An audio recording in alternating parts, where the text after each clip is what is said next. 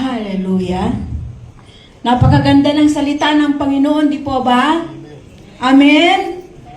Amen. Hallelujah. Kaya dadako tayo sa, basahin po natin ng unang Pedro, Kabanata 3, talata 18. At sinasabi dito, sapagkat si Kristo na walang kasalanan ay namatay ng minsan para sa inyo na mga makasalanan upang iharap kayo sa Diyos.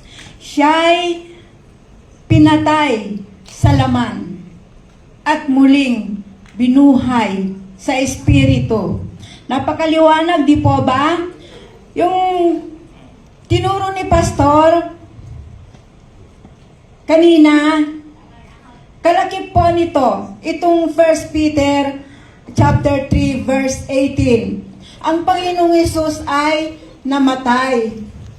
Namatay siya minsan lang, hindi taon-taon na sineselebrate ng iba na taon-taon daw ay namamatay ang Panginoong Hesus.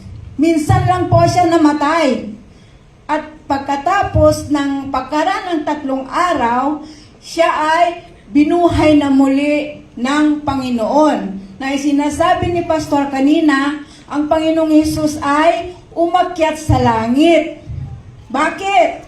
Maraming gagawin ng Panginoong Hesus para sa atin. At sinasabi pa doon, maghahanda siya ng bahay para sa atin. Di po ba?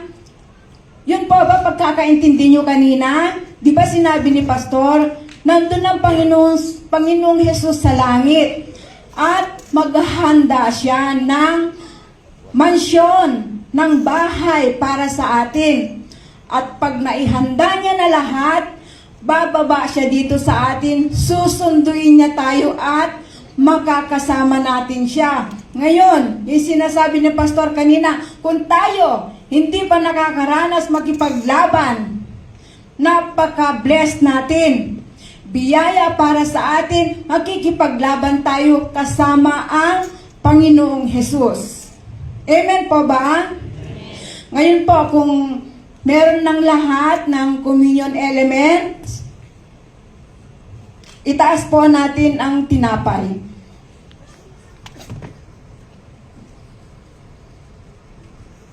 Amang Diyos, nagpapasalamat kami na sumunod ang aming Panginoong Hesus sa lahat ng ginusto mo. Nagdusa siya. Hinayaan niyang patayin siya para sa atin, para sa ating kasalanan. At dahil sa ating mga pagkakasala na yan, natubos na tayo ng Panginoong Hesus. Pinatawad na tayo. Salamat po, Ama.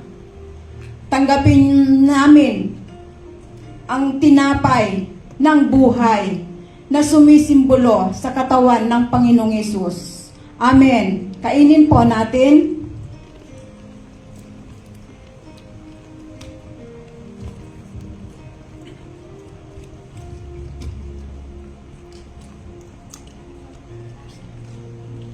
Itaas po natin ang katas ng ubas.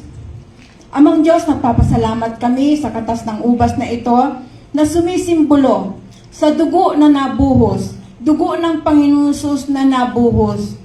Dahil sa dugong yan, kami ay ganap ng malinis. Nilinis niyo na kami sa aming karumihan. At muli po, O Diyos, maraming salamat na binuhay niyo muli ang Panginoong Hesus na aming Panginoon at tagapagligtas. Sa lahat ng pamilya ng Home of the Lord Christian Assembly, lahat po kami ay magaling na sa sakit at karamdaman.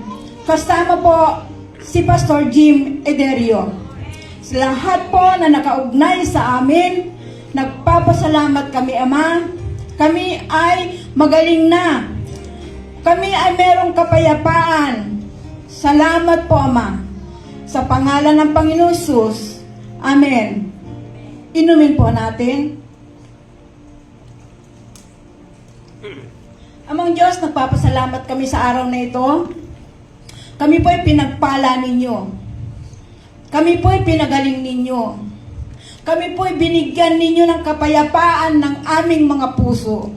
Maraming salamat po sa kagalingan, kapayapaan, sa pangalan ng Panginoong Yesus. Ang lahat po ay magsabi ng Amen, Amen, at Amen. Hallelujah.